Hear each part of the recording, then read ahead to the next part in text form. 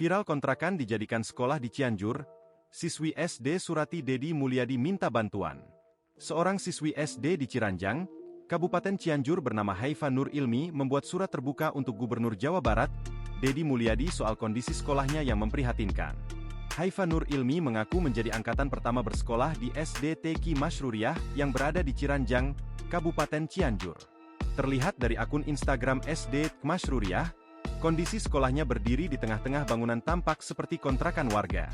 Saya Haifa Nur Ilmi yang sekolah di SD TQ Mashruriyah dan ikut juga belajar di Rumah Quran Mashruriyah, ujar Haifa, dikutip dari SD Mashruriyah, Sabtu, 3 Mei 2025. Ia telah bersekolah sejak sekolah itu baru berdiri yang semula merupakan rumah dari seorang pendiri.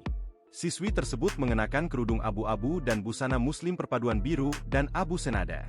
Ia terlihat sembari membawa satu lembar kertas di tangannya dan membacanya. Haifa menyinggung pemandangan tempat dirinya sedang berdiri. Ia mengungkap bahwa bangunan di sekitarnya yang tampak seperti kontrakan itu adalah sekolahnya. Haifa mengatakan bahwa sekolahnya itu memang berada di kontrakan rumah warga.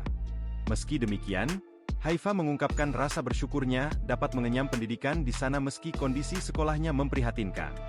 Namun, Haifa terketuk hatinya setelah teman-temannya yang ingin masuk ke sekolah itu batal karena jumlah kelasnya terbatas.